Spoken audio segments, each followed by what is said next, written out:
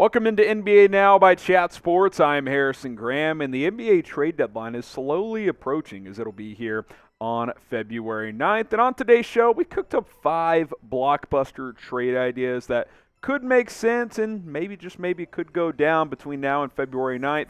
So we'll go ahead and jump on in here. How about this trade idea involving the Lakers and the Pacers? Myles Turner and Buddy Hield to the Pacers for Russell Westbrook and a couple of first-round picks. Now, this one has been thrown out there, kind of rumored / reported that the Pacers kind of threw a package similar to this to LA in the offseason, which the Lakers ultimately declined. I don't really get. Now, to Russell Westbrook's credit, he's actually played pretty well this year in mostly a bench role. But moving forward, you got to wonder if you're LA, if you're trying to maximize this window with LeBron, who reportedly wants to retire as a Laker, could 2-for-1 swap, even though you're giving up a couple of firsts, make some sense here. Buddy Hield, a guy who just can make it rain from three-point range, shooting 40% from deep this year. Myles Turner, who's one of the best shot blockers in the NBA, can really score and stretch the floor as well. I think the combination of those two guys definitely outweighs what Russell Westbrook gives you. And yes, obviously you're giving up first-round picks, but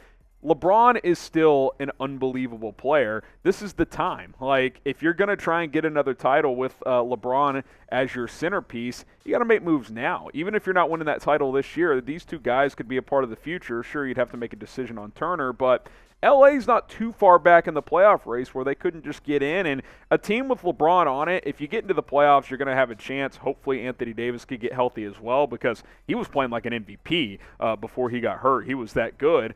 So I think you got to strike if you're Los Angeles, because if you don't, that clock's it's going to slowly trickle down for LeBron in his career. Now, should the Lakers make a trade, what do you guys think? Type Y for yes, type N for no. I think they should. I think they will. It's only a matter of time. Let me know what you guys think down in the comments section. Let's get to trade number 2, as Zach LaVine has been connected to trade rumors. Mavs-Bulls trade here. LaVine to Dallas for Christian Wood, Davis Bertans, Josh Green, and a first. Would you have to give up a second first? Maybe, but with Christian Wood's emergence and improved play, maybe if you're Chicago, you say, okay, we'll take Wood. We'll go ahead and sign him to an extension as well, because he's actually been a pretty solid defender, and he would be an upgrade probably over Vucevic at this point overall. Dallas gets that other creator next to Luka. Yeah, you would miss Wood and his presence down low, but maybe you make a secondary trade or something like that to help.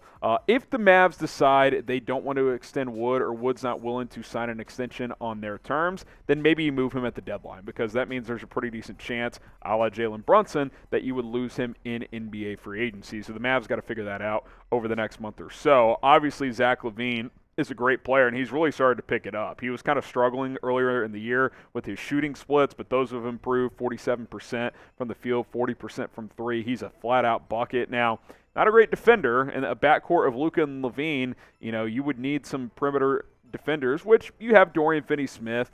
If Reggie Bullock could ever learn how to shoot again, he's another solid defender as well. But you need another creator. You just do. And LaVine can provide that. You could also slide Spencer Dinwiddie back into a reserve role, bring him off the bench as a sixth man. Maybe Tim Hardaway comes off the bench in that scenario as well.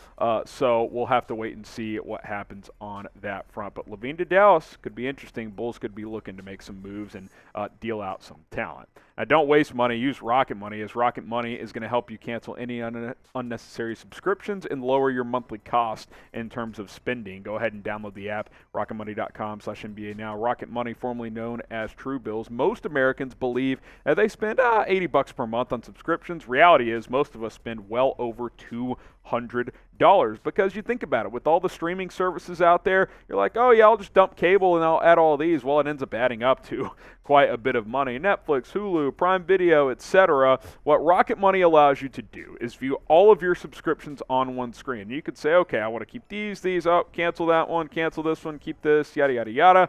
Click cancel next to the ones you don't want. Boom, they'll cancel it for you. You do not have to be the one that reaches out to these companies, get stuck with customer service before finally canceling your subscription and having that bill removed from your monthly payment. They'll handle it for you, and you're going to start saving money every single month. So go to rocketmoney.com/NBA Now. It is rocketmoney.com/NBA Now. Start saving money today. That link is in the description and the comments of this video. Trade number 3.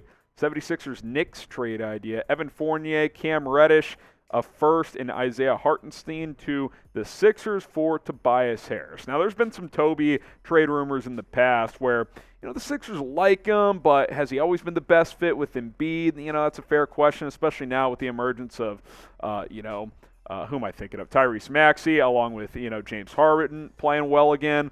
He's kind of their fourth option at this point, and maybe if he could be a 2 or a 3 for the Knicks, and then you add kind of volume for the 76ers. Hartenstein can come off the bench. A guy like Fournier can be a bench scorer. And then Philadelphia can kind of play this depth game because they've been stuck in this for a few years now where their starting five is always one of the best, but their bench really struggles. I think trading Harris for a couple of pieces could help with that depth problem. And Tobias Harris is a guy for the Knicks who could be a number 2, a 3, or be a super sixth man or something like that. He still averages 16.5 a game. I mean, the splits are solid. Can play 3 or stretch 4. He's got that versatility as well. Decent enough defender. So I think this could be a trade that works for both sides.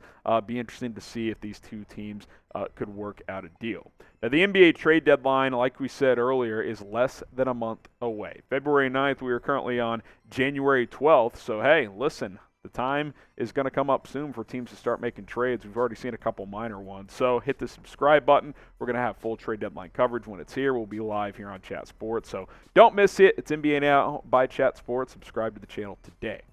Couple more trades here. The Boston Celtics and the Phoenix Suns. How about this one? DeAndre Ayton and Jay Crowder to Boston for Malcolm Brogdon, Grant Williams, and Robert Williams. A lot of moving parts here. I do wonder if Boston would be hesitant to move both Grant and Robert Williams because Grant's gotten better and Robert Williams that rim protector for them, but Ayton could do some of that as well. Suns are kind of tanking without D-Book. What are they, 2-10 in their last 12 or something like that? They did beat the Warriors the other night, but it's been bad as of late. Jay Crowder and the Suns mutually agreed to part ways before the season, but a trade has not happened, so we'll see what happens there. But if you're Boston, you would kind of hold the chips here, so you could get a little bit greedy because obviously the Celtics are one of the primary title contenders, but you'd get an extra perimeter defender in Jay Crowder. DeAndre Ayton is an overall upgrade from a guy like Robert Williams, I would say, so could be a trade that works out for both sides. Now, would Ayton thrive on the Celtics? Type T for thrive or F for flop. I mean, he would kind of be in a similar role, right? He'd kind of be that number 3 like he is in Phoenix. He'd be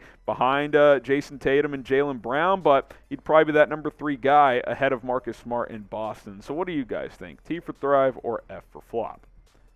Final trade idea here between the Rockets and the Warriors. Eric Gordon in a second to Golden State for James Wiseman, Ty Jerome, and JaMychal Green, kind of helping match up those salaries here. I actually like this idea a decent amount, and it's not because I don't believe in James Wiseman anymore, but Golden State has kind of been an up-and-down mess this year, and James Wiseman isn't a guy that's helping them in the near term. Maybe ultimate long term he could, but I don't see him helping this year and probably not next year, so get something for him. Eric Gordon is a win-now player. He can shoot the basketball. He can play point or 2 guard. He's a decent defender. I think he'd be motivated to play for a winner like Golden State. He could come off the bench. He could start. He's done both in his career. So I actually like this idea. It's tragic that Golden State drafted James Wiseman over LaMelo Ball, but great franchises miss all the time. That's just the reality of the situation. If you can get something for them, I think that is something that they should consider. All right, we'll recycle through the trades real quick here. Lakers get Myles Turner and Buddy Hield. Pacers get Russell Westbrook and 2 firsts. Mavs get LaVine for Christian Wood, Davis Bertans, Josh Green, and a first. Trade number 3, Sixers get Evan Fournier, Cam Reddish, a first, and Isaiah Hartenstein. Knicks get Tobias Harris. Trade number 4, Celtics get DeAndre Ayton, Jay Crowder. Suns get Malcolm Brogdon, Grant Williams, and Robert Williams. And then trade number 5, Eric Gordon and a second to the Warriors for James Wiseman, Ty Jerome, and JaMychal Green. Which trade is your favorite? 1, 2, 3, 4, or 5? Let us know in the comments section below. All right, that's going to do it for NBA Now by Chat Sports. If you are a real one, roll call. Comment real one down in the comment section below, and we'll see you next time here on the channel.